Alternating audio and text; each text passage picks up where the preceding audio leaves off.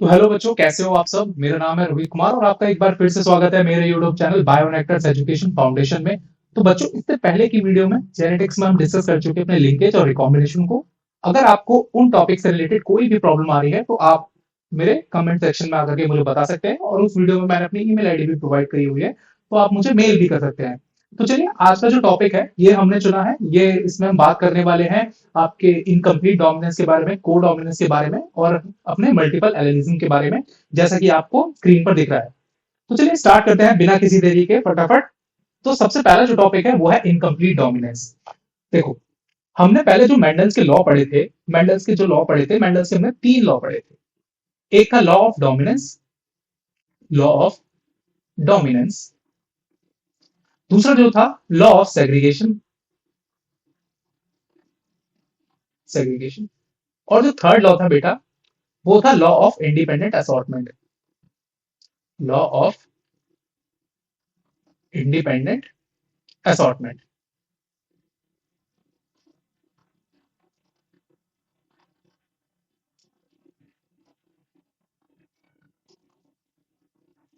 तो ये जो ऊपर के जो दो लॉ थे, ये बेसिकली बेस्ड थे बेटा उसमें से, केवल अगर इसी लॉ की बात करें तो ये स्पेशली बेस्ड है मोनोहाइब्रिड क्रॉस के ऊपर।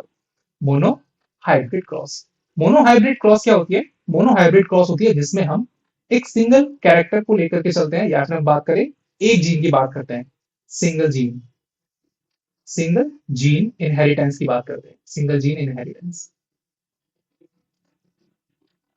सिंगल जीन इनहेरिटेंस के बेस पे ये दो लॉज दिए थे, या फिर हम बात करें ये जो मेन लॉ है, लॉ ऑफ डोमिनेंस, ये बेस्ड था मोनोहाइब्रिड क्रॉस पे, जिसमें हमने सिंगल जीन इनहेरिटेंस के बारे में डिस्कस करा मेंडल्स के एक्सपेरिमेंट। तो मेंडल ने लॉ ऑफ डोमिनेंस पे कहा था कि जो हेट्रोजाइगस जो F1 प्रोजेनी होती है उसमें वही अलील एक्सप्रेस होती है जो नेचर में डोमिनेंट होती है, या फिर जो एक्सप्रेस होती है उसी को डोमिनेंट अलील कहा जाता है। ये नहीं, ये मेंडल ने कहा था लॉ ऑफ डोमिनेंस में। अब इनकम्प्लीट डोमिनेंस और कोडोमिनेंस, या फिर हम बात करें मल्टीपल एलिलिज्म, हमने अभी तीन नाम लिए। एक था कोडोमिनेंस, और एक हमने बात करी इनकम्प्लीट डोमिनेंस, इनकम्प्लीट डोमिनेंस,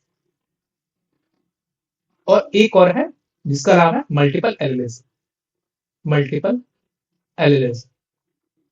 तो ये तीनों के तीनों एक तरीके से लॉ ऑफ डोमिनेंस के एक्सेप्शन हैं। वो एक्सेप्शन किस तरीके से हैं? क्योंकि post Mendelian inheritance, post Mendelian inheritance का मतलब कि लॉ ऑफ डोमिनेंस जब मेंडल ने दिया तो उन्होंने कहा कि F1 प्रोजेनी में, या फिर जो ऑफस्प्रिंग होंगे F2 में, तो उनके अंदर केवल और केवल आपका जो एक्सप्रेस होंगे एलील, वही डोमिनेंट एलील कहलाएंगे, जो एलील एक्सप्रेस होंगे। लेकिन इनकम्प्लीट डोमिनेंट हो गया, को डोमिनेंस हो गया, ये एक तरीके से पोस्ट मेंडेलियन मेंडेलियन इनहेरिटेंस कहलाते हैं। ये जो पैटर्न रहता है शो होने का, डोमिनेंट शो होने का, इसको कहते हैं पोस्ट मेंडेलियन इनहेरिटेंस। ठीक है, तो चलिए स्टार्ट करते हैं। इन तीनों को क्या कहा गया? Post Mendelian, post Mendelian inheritance. मतलब लॉ ऑफ डोमिनेंस के बाद कुछ ऐसे अलील्स होते हैं, कुछ ऐसे जीन्स होते हैं जो एक्सप्रेस मेंडल के लॉ को फेवर नहीं करते हैं, जो एक्सप्रेस होने पर मेंडल के लॉ ऑफ डोमिनेंस को फॉलो नहीं करते हैं। सबसे पहला था उसमें ये पैटर्न जिसे कहा गया इनकम्प्लीट डोमिनेंस। इसमें बेटा जो जीन होते हैं, इसमें जो हेट्रोजाइगस बनता है F1 प्रोजेनी में, उसके अंदर जो दोनों अलील्स होते हैं वो दोनों के दोनों ही एक्सप्रेस होते हैं। दोनों अपना एक्सप्रेशन कुछ इस तरीके से शो करते हैं कि दोनों के अंदर ही एक तरीके से कंप्लीट डोमिनेंस शो नहीं हो पाता। फॉर एग्जाम्पल,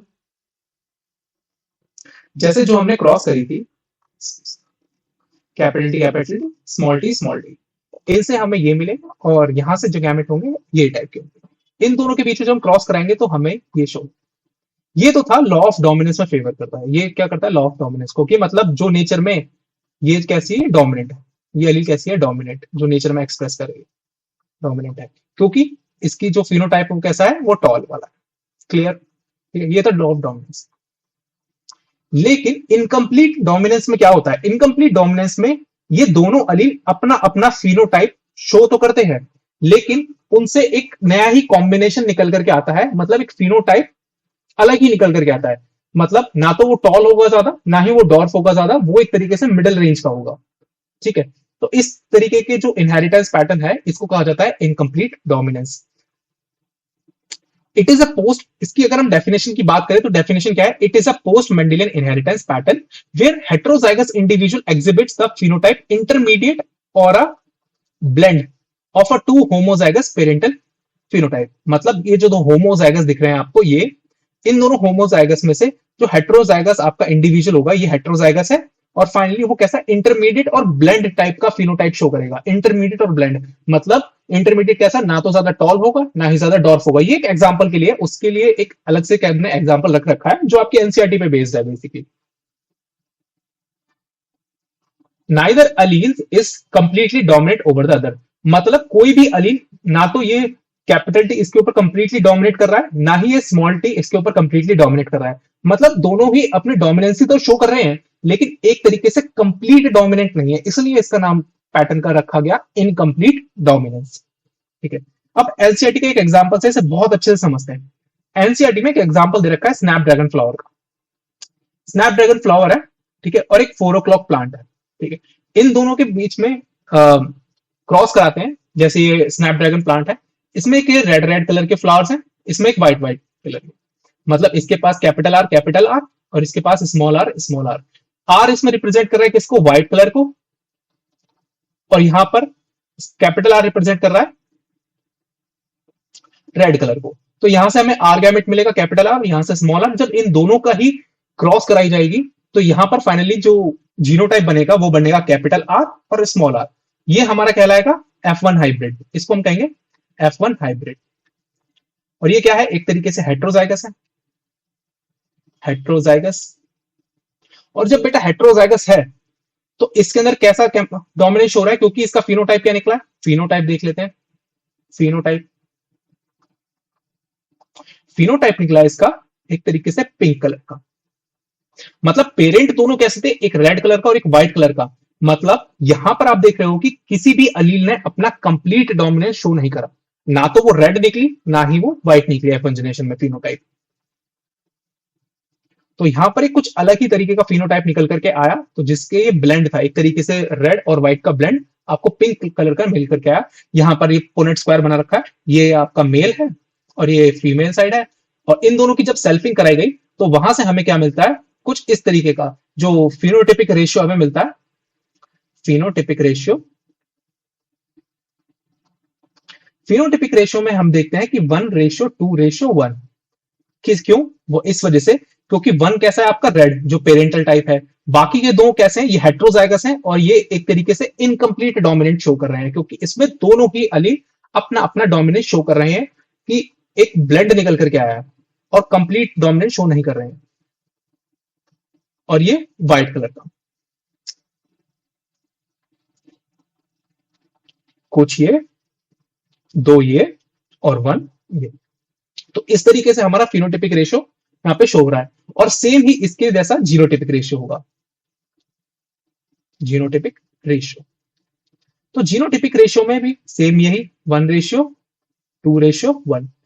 तो आपने देखा कि एक तरीके से पोस्ट मेंडेलियन इनहेरिटेंस के अंदर जो हमने इनकम्प्लीट डोमिनेंस को पढ़ा, तो उसके अंदर फिनोटिपिक रेशियो और जीनोटिपिक रेशियो सेम आया, क्योंकि यहां पर एक ऐसा पैटर्न फॉलो हो रहा है जिसकी वजह से जो हेट्रोजाइगस F1 प्रोजेनी बनी है वो एक तरीके से इनकम्प्लीट डोमिनेंस शो कर रही है, जिसकी वजह से उनका फिनोटाइप है जो दोनों जो पेरेंट्स है उनमें से किसी भी मैच नहीं करता है फिनोटाइप।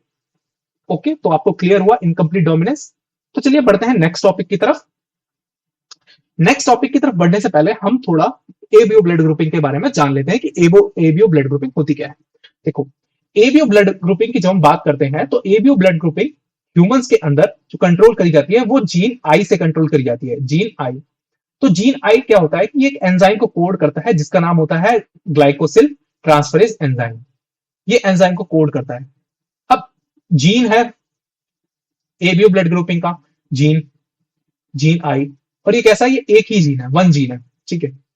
और इस जीन के ना बेटा 3 अलील हैं, एक है आई ए, एक है आई बी, और ये एक है केवल आई, ठीक है। ये 3 अलील है एक ही जीन के। जब एक जीन के 3 अलील हैं तो ये एक पैटर्न शो कर रहा है मल्टीपल एलिलिज्म का, मल्टीपल एलिलिज्म। ठीक है, ये हमने इसके मल्टीपल एलिज्म के बारे में पहले भी डिस्कस करा था जब हमने अपनी जेनेटिक्स की फर्स्ट वीडियो स्टार्ट करी थी। तो मैंने बताया था जो डिप्लॉइड सेल्स होते हैं उनके अंदर एक जीन के दो अलील होते हैं, टू अलील्स, ठीक है, एक जीन के, वन जीन के। हैप्लॉइड सेल्स जो होते हैं एन नंबर वाले, तो उनके अंदर एक जीन के लिए एक ही अलील होता है, वन अलील। लेकिन कुछ एक्सेप्शन होता है, एक्सेप्शन। यहां पर मैंने कहा था कि कुछ ऐसे जीन्स होते हैं जिनके अंदर मल्टीपल एलील होते हैं, मतलब दो से अधिक जीन्स होते हैं। तो उनमें से एग्जांपल था ABO blood grouping, ABO blood grouping. यहां पर डोमिनेंसी की बात है ही नहीं, यहां पर बात हो रही है कि एक तरीके से एक्सेप्शन की। मतलब एबीओ ब्लड ग्रुपिंग एक ऐसा एक्सेप्शन है ह्यूमन के केस में जिसमें एक जीन के तीन अलील होते हैं। वरना हम किसी भी सेल की बात करें, किसी भी बॉडी के अंदर, एक ह्यूमन के अंदर अगर हम बात करते हैं, तो डिप्लॉइड और हैप्लॉइड दोनों सेल, हैप्लॉइड सेल फॉर्मेशन होता है मियोसिस के थ्रू, और उसके अंदर एक हैप्लॉइड सेल की बात करें ह्यूमन बॉडी के अंदर, स्पर्म और एग की, तो उनके अंदर सिर्फ और सिर्फ आपके एक ही अलील प्रेजेंट होंगे एक जीन के लिए। तो क्लियर हुई आपको यहां पर ये बात। और जब हम एक सोमैटिक सेल की बात करें या फिर हम एक डिप्लॉइड सेल की बात करें, तो उसके अंदर एक जीन के लिए दो अलील होंगे। और एक्सेप्शन क्या है यहां पर, कि यहां पर कुछ जीन ऐसे भी हैं ह्यूमन बॉडी के अंदर कि जिनके एक जीन के मल्टीपल एलील्स होंगे, जैसे कि ABO blood grouping gene, gene I. अब जीन आई जो है वो कोड करता है एक एंजाइम को जिसका नाम है ग्लाइकोसिल ट्रांसफरेज, ठीक है। अब इसके तीन अलील हैं, आई ए, आई बी और आई। जब आई ए एक्सप्रेस होता है, ये एलील एक्सप्रेस होता है, ये अपना फिनोटाइप भी शो करेगा। तो ये एक एंजाइम को कोड करता है जिसका नाम है ए ट्रांसफरेज, ठीक है, ए ट्रांसफरेज शॉर्ट में नाम है। वैसे इसका नाम कुछ इस तरीके से है, N acyl glycosyl amino transferase, कुछ इस तरीके से नाम, ये नाम है, ठीक है। और दूसरा जब आई बी एक्सप्रेस होता है तो वो गैलेक्टोसिल ट्रांसफरेज इस एंजाइम को कोड करता है। और आई जब जीन एक्सप्रेस होता है, आई जब एलील एक्सप्रेस होता है, तो एक तरीके से नॉन फंक्शनल एंजाइम को कोड करता है, non functional enzyme, functional enzyme. अब तीनों एंजाइम का वर्क क्या क्या है, वैसे आपके सिलेबस का पार्ट है नहीं, तो इन तीनों एंजाइम का वर्क होता है कि ये जो एन एसिटाइल ग्लूकोजामीन होता है उसको फाइनली आरबीसी की सरफेस पे अटैच करता है, और जिसकी वजह से ब्लड ग्रुप क्या हो जाता है, ए हो जाएगा, ठीक है, कंप्लीट, ठीक है। अब उसके बाद अगर अगर बी हमारा एक्सप्रेस हो रहा है, आई बी, तो ये गैलेक्टोज मोइटी को, जब हम बात करते हैं गैलेक्टोज की एक चेन को आरबीसी की सरफेस पर अटैच करता है, जिसकी वजह से ब्लड ग्रुप बी हो जाता है, ठीक है। और जब आई रिलीज होता है तो उसकी सरफेस पे कोई भी एंटीजन अटैच नहीं होता है, या फिर हम बात करें कोई भी ग्लूकोज मॉलिक्यूल अटैच नहीं होता है, जिसकी वजह से उसका ब्लड ग्रुप आई ही रहता है, मतलब या फिर ओ रहता है। तो आपको इतनी बात क्लियर है। तो चलिए अब इनके ना कुछ कॉम्बिनेशन होते हैं, उनके बारे में डिस्कस करते हैं। देखो, मैंने अभी कहा आपसे आई ए एक्सप्रेस हो रहा है, ठीक है, तो उसका ब्लड ग्रुप ए होगा। अगर आई बी हो रहा है तो उसका ब्लड ग्रुप बी होगा, ठीक है। अगर उसके अंदर दोनों ही एक्सप्रेस हो रहे हैं, आई ए और आई बी, तो ये किसका केस होगा, ये तो सबसे पहले ब्लड ग्रुप की बात करें तो उसका ब्लड ग्रुप हो जाएगा ए बी। और ये जो केस है इसमें आप लोग देख रहे हो कि दोनों अलील अपना अपना फिनोटाइप शो कर रहे हैं, मतलब सॉरी, उस दोनों अलील अपना अपना फिनोटाइप शो कर रहे हैं, और दोनों के दोनों ही ब्लड ग्रुप शो हो रहे हैं, मतलब ए बी ब्लड ग्रुप है। आपने सुना होगा अपने आसपास या अपनी फैमिली में किसी का ब्लड ग्रुप एपी पॉजिटिव है, ए बी नेगेटिव है, या फिर ए बी है केवल। तो देखो दोनों ही फिनोटाइप शो रहे हैं, यहाँ पे दोनों ही अलील शो कर रहे हैं। और जब दोनों ही अलील जब शो करते हैं तो ये एक एग्जांपल होता है किसका, कोडोमिनेंस का, मतलब दोनों ही अपना अपना फिनोटाइप शो कर रहे हैं, ठीक है। तो इसे ये एक केस होता है। और जब केवल आई ही एक्सप्रेस होगा तो उसका ब्लड ग्रुप ओ होगा। ओ का मतलब होता है कि नो एंटीजन, कोई भी एंटीजन प्रेजेंट नहीं है, no antigen is present, is present, ठीक है। तो आपको ये बात क्लियर हुई, ब्लड ग्रुपिंग के बारे में समझ में आया। तो चलिए बढ़ते हैं अब कोडोमिनेंस के बारे में पढ़ते हैं। देखो, कोडोमिनेंस एक ऐसा फॉर्म, एक फिनोमिना है या फिर एक पैटर्न है, it is a post Mendelian inheritance same, ये एक ऐसा पैटर्न है where heterozygous individuals simultaneously express the phenotype effect of both the allele fully और distinctly, मतलब कि दोनों अलील जो थी वो दोनों ही अपना अपना फिनोटाइप शो कर रही थी. नाइदर अलील इज डोमिनेंट और are recessive to other. Neither allele is dominant मतलब कोई भी इनमें से ऐसा नहीं है कि जो अपना कंप्लीट डोमिनेंस दिखा रहा है या फिर दोनों एक डोमिनेट हो रही है, ना ही उसमें से कोई एक रिसेसिव. दोनों की दोनों ही शो कर रही है. तो जैसे एबीओ ब्लड ग्रुप में क्या था, हमने देखा कि जिस भी पर्सन के अंदर आई ए और आई बी दोनों ही अलील एक्सप्रेस होती है तो उसका ब्लड ग्रुप ए बी हो जाता है. ये केस किसका है, कोडोमिनेंस का. मतलब दोनों की दोनों अलील ने अपना अपना फिनोटाइप शो करा और फाइनली रिलीज हो गया आपका ए और B A B blood group, codominance. ठीक है. एक और एग्जांपल होता है कोडोमिनेंस का जो नीट के पॉइंट ऑफ व्यू से बहुत ही ज्यादा इंपॉर्टेंट है. जैसे एनसीईआरटी के अंदर ये एबीओ ब्लड ग्रुपिंग का एग्जांपल था, स्पेसिफिकली आई और आईबी एलील, इसके बारे में हमने डिस्कस कर लिया. अब हम बात करते हैं, देखो कोडोमिनेंस का एक और बेस्ट एग्जांपल है आपको श्रोथ्रोन कॉज. श्रोथ्रोन काउज जो होती है, ठीक है, उनके अंदर जैसे ये क्या है, एक ब्राउन, यहां पर लिखा हुआ है ब्राउन काउ, ये ब्राउन कलर की काउ है. ठीक है, उसके पास सी बी और सी बी कुछ करके अलील्स हैं, और ये व्हाइट है, व्हाइट काउ, इसके पास सी डब्ल्यू और सी डब्ल्यू करके अलील्स हैं. अब इन दोनों के बीच में जब वो क्रॉस होगी तो F1 जनरेशन जो हाइब्रिड बना है तो उसमें आपने देखा तो उसकी गाय का फिनोटाइप कैसा है, उसके अंदर ब्राउन कलर भी है और उसके अंदर व्हाइट भी है. तो एक तरीके से दोनों ही अलील ने अपना अपना फिनोटाइप शो करा. ठीक है, व्हाइट भी दिखाया और ब्राउन भी दिखाया F1 जनरेशन में. और जब हमने इनकी सेल्फिंग कराई तो यहां पर पहले इसका जीनोटाइप क्या था, सी ब्राउन भी होगा और सी डब्ल्यू भी होगा इसका जीनोटाइप. और फाइनली जब हमने इनकी सेल्फिंग कराई तो सेल्फिंग कराने से हमें क्या मिले, ये मिले, मतलब हमें पेरेंटल टाइप भी मिल गए, सी डब्ल्यू सी ब्राउन, और ये आपका heterozygote C brown C W C brown और सी डब्ल्यू और C white and C white. ये आपको फिनोटाइप मिलेगी. ये कुछ नहीं है बेटा, ये दिखा रखा है F1 जनरेशन का आपका पोनेट स्क्वायर है और ये F2 जनरेशन का, F2 जनरेशन.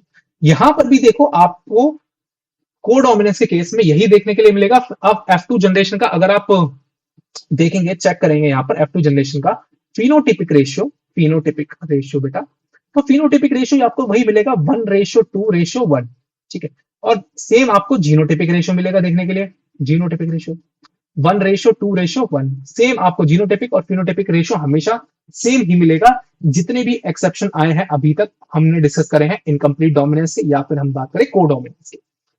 तो ये जो दो टॉपिक हमने डिस्कस करे, पहला इनकम्प्लीट डोमिनेंस जिसके अंदर जो अलील्स होते हैं उनमें से एक ब्लेंड निकलता है. ब्लेंड मतलब कि दोनों ही अलील्स अपना डोमिनेंसी शो तो करते हैं लेकिन कोई कंप्लीट शो नहीं कर पाता, ना ही वो रेड कलर का बन पाता, ना ही वो व्हाइट कलर का शो हो पाता. मतलब वो एक तरीके से ब्लेंडेड और mix character, phenotypic character show करता है, जैसे कि पिंक फ्लावर. दूसरी तरफ हमने देखा कि जो दो अलील थे F1 जनरेशन में, उसमें से दोनों अपने टोटली एक्सप्रेस करते हैं फिनोटाइप को और दोनों ही कलर हमें शो होते हैं. फॉर एग्जांपल हमने देखा एबीओ ब्लड ग्रुपिंग में, ह्यूमन के केस में, कि जिसका ब्लड ग्रुप ए बी होता है तो उसमें आई ए और आई बी अलील दोनों ही एक्सप्रेस होते हैं. दूसरा हमने देखा श्रोथ्रोन काउस का, तो इसके अंदर आपने देखा कि F1 जनरेशन की अगर हम बात करें या फिर F2 जनरेशन की, तो जितने भी हेट्रोजाइगस हैं उन दोनों के अंदर हमें दोनों ही कलर यानी कि ब्राउन कलर और व्हाइट कलर दोनों ही टाइप के अलील शो होते दिख रहे हैं, दोनों ही अपना फिनोटिपिक कैरेक्टर शो हो रहे हैं. और दूसरी बात एक और बहुत ही इंपॉर्टेंट याद रखनी है आप सभी को कि इनकम्प्लीट डोमिनेंस और कोडोमिनेंस दोनों के अंदर फिनोटिपिक रेशियो या फिर जीनोटिपिक रेशियो 1:2:1 रहेगा और जीनोटिपिक रेशियो भी 1:2:1 ही रहेगा. ठीक है, अब बात करते हैं मल्टीपल एलिलिज्म की. मल्टीपल एलिलिज्म के बारे में अभी हमने डिस्कस करा. तो मल्टीपल एलिलिज्म का मतलब वही है कि जब एक जीन के दो से ज्यादा अलील हो. ठीक है, दो से ज्यादा मतलब 3 हो सकते हैं अलील, 4 हो सकते हैं, मोर भी अलील हो सकते हैं. ठीक है, मोर देन टू अलील्स, ये एक तरीके का एक्सेप्शन है तो इसलिए आपको याद रखना है. ठीक है, the phenomenon where single gene has a more than 2 allelic forms controlling the same trait within a population. मतलब एक ही ट्रेट, किसको, ब्लड ग्रुपिंग को. ब्लड ग्रुपिंग क्या है, ट्रेट है. ट्रेट क्या है, ब्लड ग्रुपिंग क्या है, एक तरह कैरेक्टर है और उसमें ट्रेट कौन से हैं, आई ए है, आई बी है और आई है. ठीक, अब आई अगर ए एक्सप्रेस होगा तो होगा आपका ए ब्लड ग्रुप, अगर बी होगा तो बी ब्लड ग्रुप होगा, ये होगा तो ओ ब्लड ग्रुप होगा। तो आपको याद रखना है। अब कुछ और भी चीजें हैं ब्लड ग्रुपिंग से रिलेटेड, थोड़ा सा डिस्कस कर लेते हैं। जब आपके आई ए एक्सप्रेस होगा और वो आई पे डोमिनेंट रहेगा तो भी आपका ए ही एक्सप्रेस होगा, which means A he blood group होगा। ठीक है। अगर आई बी एक्सप्रेस हो रहा है और वो आई पर डोमिनेंट है तो भी आपका आई बी ब्लड ग्रुप होगा, जिसका मतलब है बी ब्लड ग्रुप। ठीक है। तो ये बात भी आपको ध्यान रखनी है। ठीक है। तो चलिए आज की वीडियो में बस इतना ही था, जिसमें हमने जाना कि मल्टीपल एलिलिज्म क्या होता है, हमने एक्सेप्शन की बात करी, हमने बात करी डिप्लॉयड सेल में कितने अलील्स होते हैं, एक जीन के दो अलील होते हैं डिप्लॉयड सेल में, हैप्लॉयड सेल में एक जीन के एक अलील होता है। अगर हम बात करें एक्सेप्शन की, कि एक जीन के दो से ज्यादा भी अलील हो सकते हैं, for example A blue blood grouping में। और इसी ए ब्लू ब्लड ग्रुपिंग में हमने एक केस देखा कोडोमिनेंस का, जिसमें दोनों ही दोनों अलील अपना फिनोटाइप शो कर रहे थे, for example A B blood type, मतलब जिस पर्सन का ब्लड ग्रुप ए बी होगा, कि ए बी पॉजिटिव हो या फिर ए बी नेगेटिव हो, इट्स ए बी। तो चलिए मिलते हैं नेक्स्ट वीडियो में। इसी वीडियो में बस आज के लिए इतना ही है, और बने रहिए मेरे चैनल बायोनेक्टर्स के साथ। मेरी वीडियो को लाइक करिए और शेयर करिए, और जल्दी से जिन जिन बच्चों को इन टॉपिक्स में प्रॉब्लम आती है तो उनके पास शेयर कीजिए। मिलते हैं नेक्स्ट वीडियो में।